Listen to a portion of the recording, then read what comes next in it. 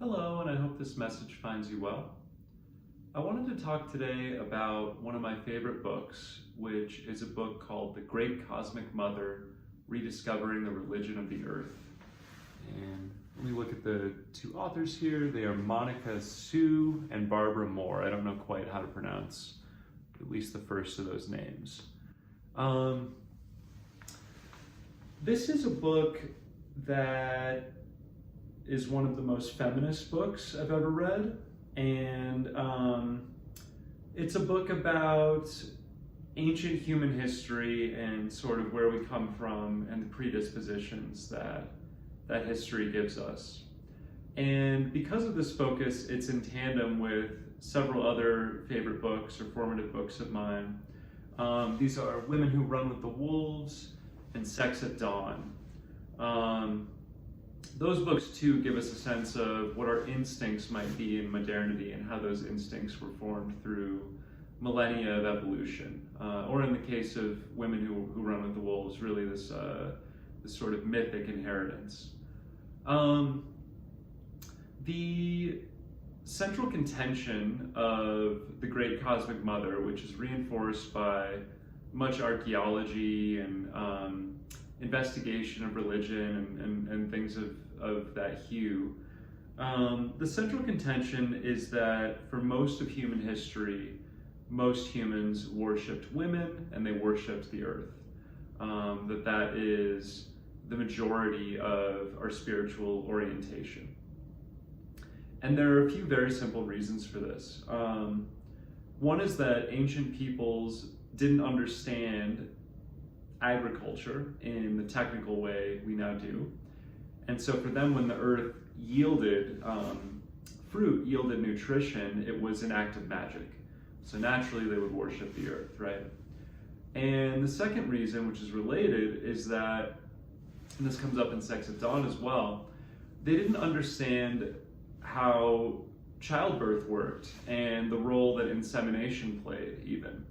And so when a new life grew inside a woman and then was delivered into the world, that too seemed like an act of magic. And so taking these two reasons together, synthesizing them, women were worshipped, nature was worshipped. So we really had matriarchies the world over. Now, matriarchy is very different from patriarchy, at least it was in these instances. This doesn't mean women ruled with an iron fist and created top-down hierarchies, as men are wont to do. It means that both men and women bowed before these powers they could not explain. The generative powers of the feminine body and of the earth.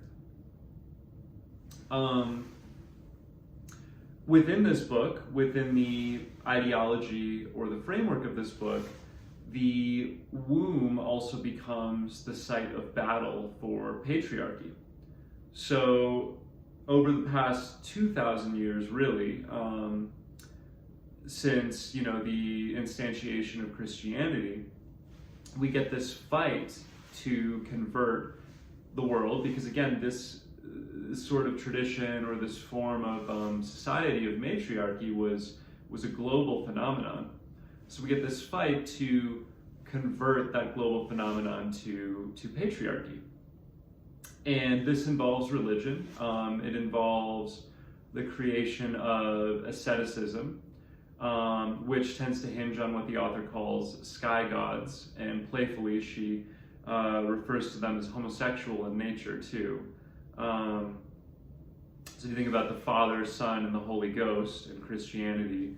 What a coincidence that suddenly, rather than acknowledging life to be created by this feminine force, we're saying it's created by solely masculine forces, which live in the sky, we can't touch them, and they are somehow rendering life without any womb. So I'd say this was a fight because, if you think about the conquests, and if you think about really the barbarism of much of human history, to wrest people from animism, which is to say the worship of nature, the belief that what we would call inanimate objects, such as trees, actually are imbued with life force, to wrest them from that and to make them believe in things they can't see and can't touch, and to get away from their natural instinct to pleasure and embodiment, you know, and again, like, have fealty to this life of obedience and of subjugating oneself beneath this abstract hierarchy of the sky god. All of these processes take tremendous force and often violence and death. Because again, just with the way nature is set up, of course we're going to worship the generative property of the earth, to force us to imagine something in the sky, you know, that is a human invention, takes great effort. And so the book covers that process. It illuminates the process by which we were born into the fallen world in which we now live, which is a world of patriarchy, which is a world of asceticism, rather than embodiment and pleasure. And because of the fact that asceticism doesn't really work for the human spirit, and then we do want to live joyfully and bountifully and in community with one another, you know, we have inevitably the shadow side of asceticism, which is our obsession with pornography and, you know, our usage of drugs and things like that. It's like these instincts escape us all the more forcefully through being suppressed. So the book adumbrates this whole arc of history and how this came to be, and how unnatural, in a way, the world in which we live is. Now, for me, the most poignant and fascinating part of the book is toward the end, where the authors continue this investigation of the womb as this natural mythic site or site of worship, and they expose the womb as now the main site of conquest for the patriarchy.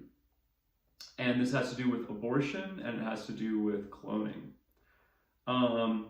The authors speak about male scientists' dream of reproducing the womb in a lab setting, so that a human being can be born, you know, in a vial, essentially, as in the Matrix. And we already have intimations of this in our world today, you know.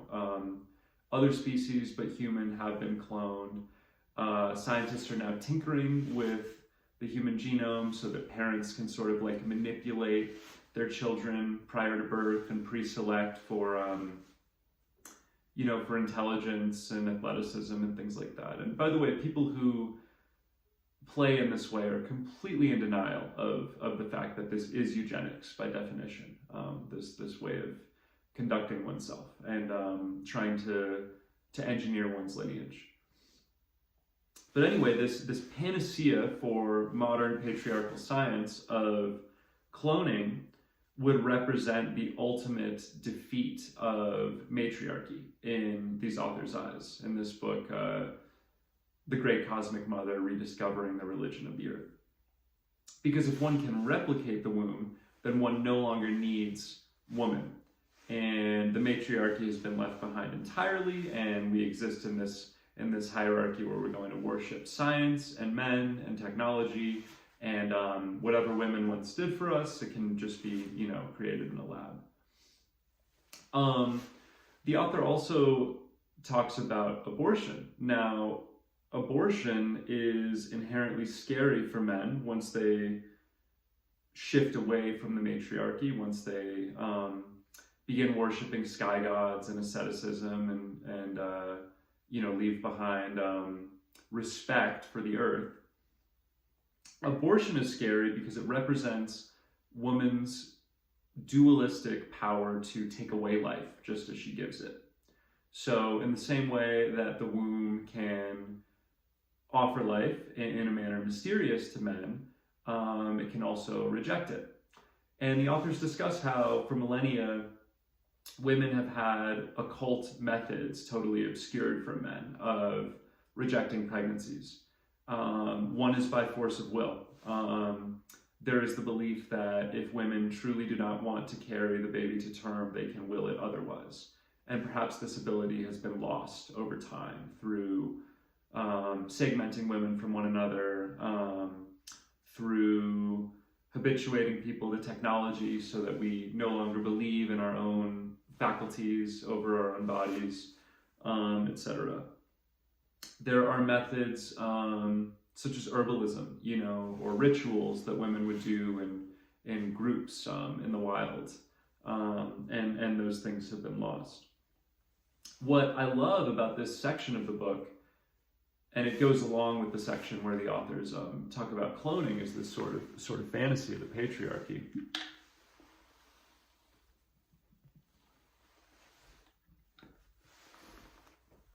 The authors really move the debate around abortion in the direction that it needs to be moved to reveal the simple truth. So often when we talk about this issue, nearly all the time, what we talk about is whether a fetus is a life and at what point. Thus taking for granted that killing a living being, killing a living human is unconscionable, right? So it's always, does life begin at conception? At what number of weeks is a fetus deemed viable? And once, that point is reached, then of course we can't terminate it.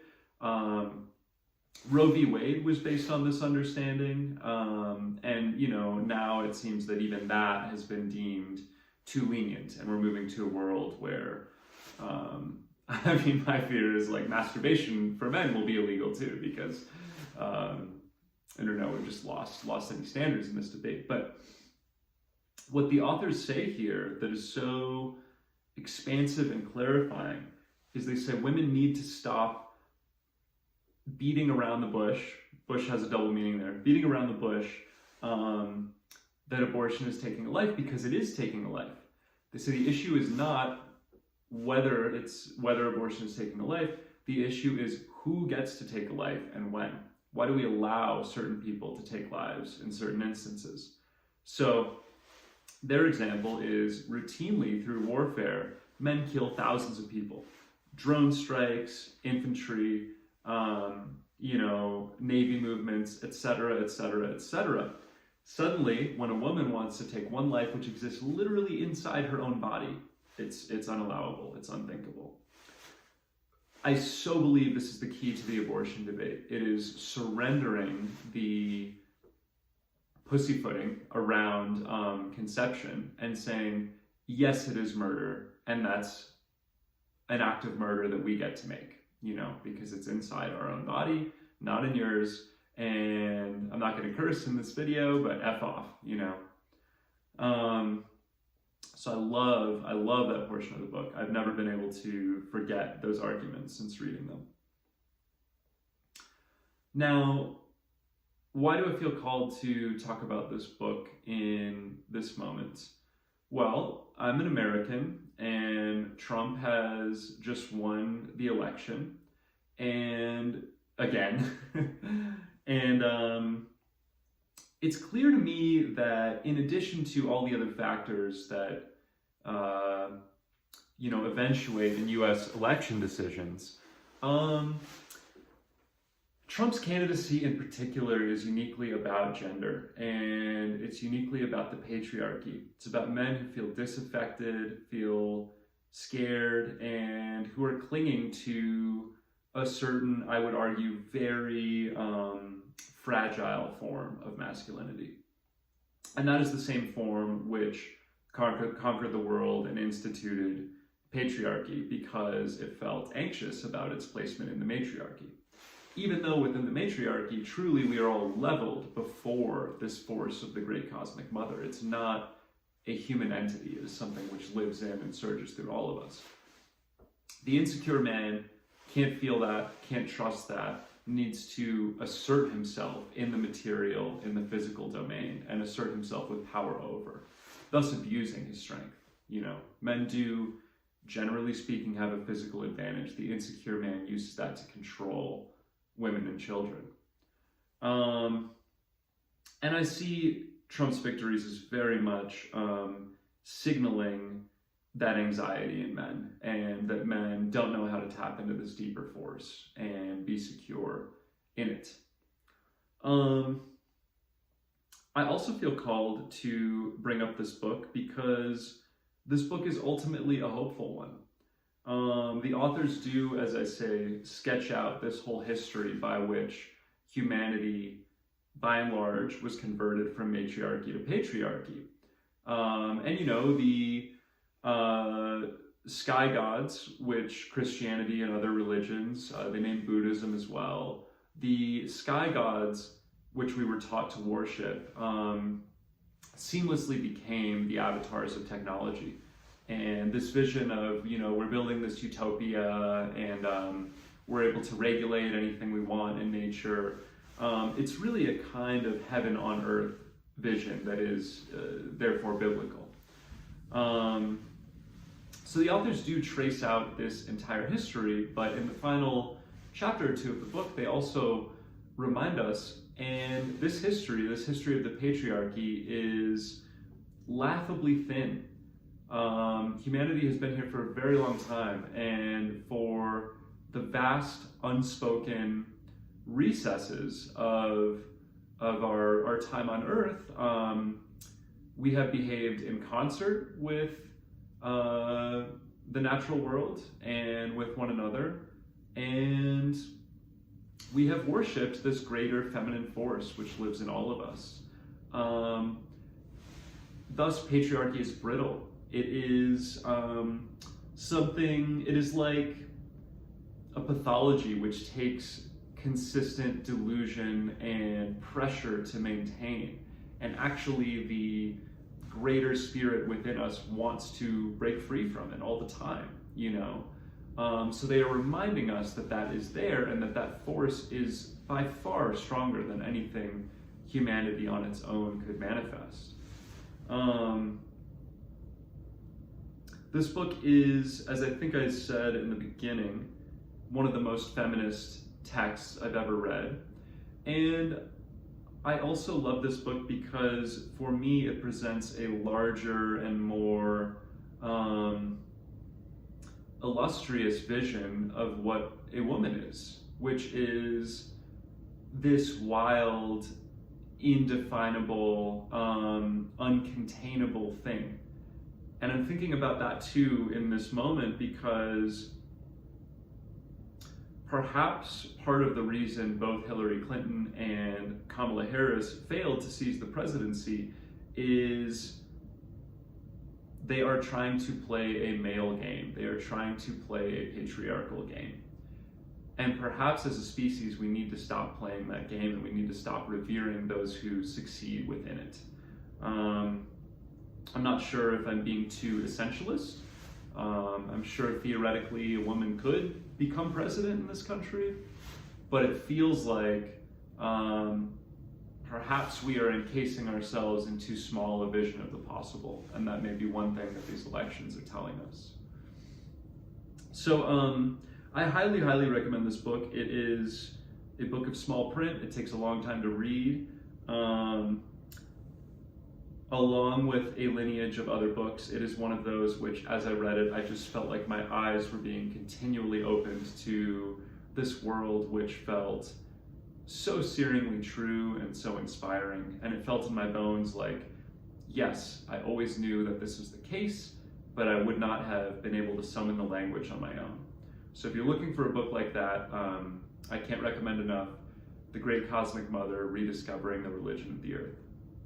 Thank you for listening, and I hope you have a blessed day. Goodbye.